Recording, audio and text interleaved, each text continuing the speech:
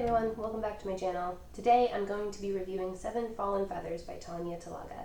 This is going to be the first of many reviews and reaction videos on my channel, and this video is not sponsored in any way. I decided to read this book completely on my own and actually borrowed the audiobook version from my local library. I chose this book because it's really important right now in Canada to be educating ourselves and learning from Indigenous authors, advocates, and communities.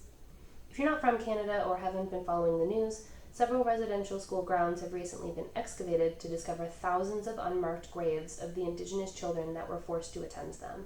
And by discovered, I just mean officially confirmed, because Indigenous communities have been fighting for decades for this mass unmarked graves to be investigated. This was not a secret. It's only just being undeniably confirmed to the colonial powers that be. Without getting too much into the political or historical aspects of the situation, the problems faced by Indigenous people during the residential school era have continued or evolved into today. So it's important to educate ourselves on issues both past and present in order to make positive change for the future. The way I've been choosing to do this is by tuning in to Indigenous authors, artists, and leaders.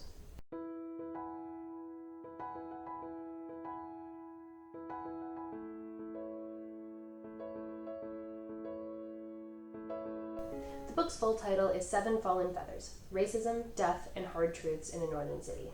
It tells the story of 7 Indigenous teenagers who died in Thunder Bay. These teenagers were hundreds of kilometers away from their families because there wasn't any adequate schooling on their reserves. Many of these deaths weren't investigated or handled according to Canadian legal procedure. And many families, unfortunately, continue to be without closure to this day because their deaths were never solved. Each chapter is the story of one of the Indigenous students, not just their deaths, but also lives and stories before the tragedies. Talaga uses a narrative approach to really bring their stories to life. And this book involves a lot of difficult and triggering topics, such as alcohol use, abuse, racism, police brutality, and isolation. Seven Fallen Feathers is also a stark reminder that the end of the residential schools did not solve education problems for Indigenous children. There's actually a lot that went unresolved and untouched. This book is not an easy read, but it also shouldn't be. There are times that learning about history should make you uncomfortable, and this is definitely one of them. I personally think that this should be on everyone's reading list right now because it has a lot to teach us about complacency. Canada still has a racism, sexism, and inequality problem. There are many aspects in which we still take a colonial approach, and no child anywhere should have to choose between their family and access to high school. As Canadians, there's so much work left to be done to ensure that Indigenous people have the same rights and freedoms, not just upheld, but protected and actually enforced. This book is a call to action and a reminder that we must do better.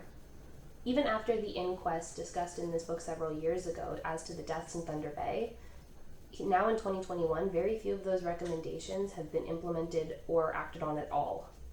And the same is true for Canada as a whole with the Truth and Reconciliation Commission.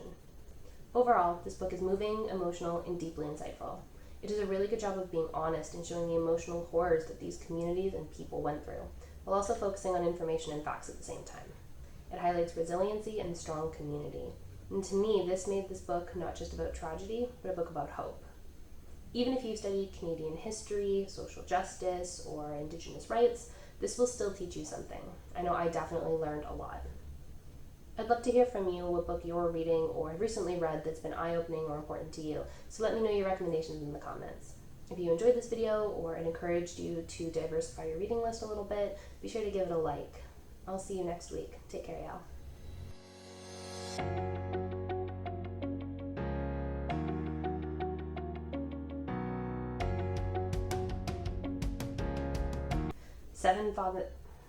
Oh my god, I cannot talk today.